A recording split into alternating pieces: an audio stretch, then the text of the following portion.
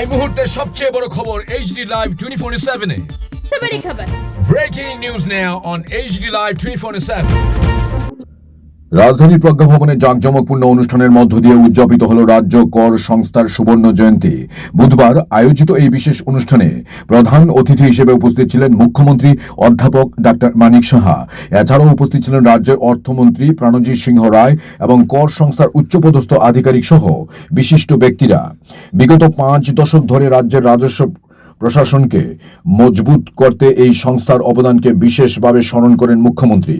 ত্রিপুরার অর্থনৈতিক ও রাজস্ব পরিকাঠামো উন্নয়নের অন্যতম কারিগর রাজ্য কর সংস্থা পা দিল 50 বছরে। বুধবার আগরতলার প্রজ্ঞা ভবনের সংস্থার সুবর্ণ জয়ন্তী বর্ষ উদযাপনে সামিল হন মুখ্যমন্ত্রী এবং অর্থমন্ত্রী সহ অন্যান্যরা।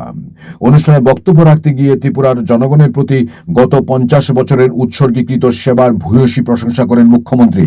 তিনি বলেন, স্বচ্ছতা ও দক্ষতার সাথে করদাতা বান্ধব পরিবেশ তৈরি করে এই সংস্থা রাজ্যের প্রবৃদ্ধিকে আরও ত্বরান্বিত করেছে।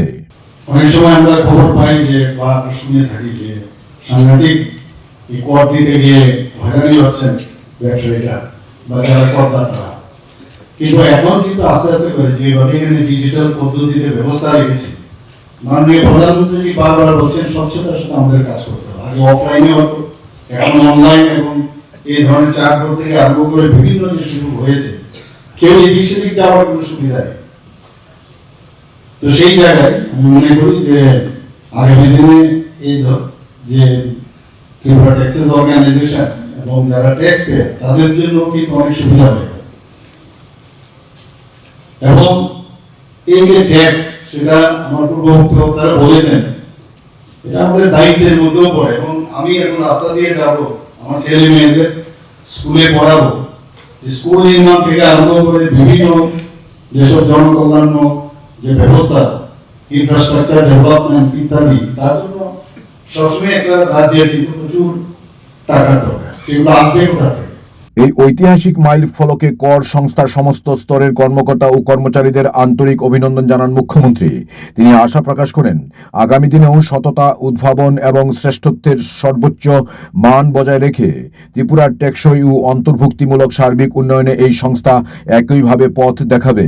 বিশেষ করে আমাদের যারা এই অর্গানাইজেশন আছে, তারা ট্রান্সপারেন্সির মাধ্যমে এবং অনেস্টির মাধ্যমে এবং প্রযুক্তিকে যারা ব্যবহার করে এবং যারা কর দিচ্ছেন তাদের সাথে একটা সুন্দরভাবে সহযোগিতার মাধ্যমে এবং বারবার অ্যাওয়ারনেস প্রোগ্রামের মাধ্যমে যদি এটা করা যায়, তাহলে আরো বেশি ত্রিপুরা যে আমরা যেটাকে বলে যে সেলফ রিলায়েন্স, সেটা আমাদের সম্ভব হবে।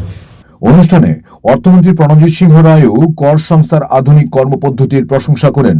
এই বিশেষ দিনে সংস্থার কাজে অনন্য অবদানের জন্য বিশিষ্ট কর্মীদের হাতে স্মারক তুলে দেন মুখ্যমন্ত্রী অধ্যাপক doctor Manik Saha. Report HD Live 24/7।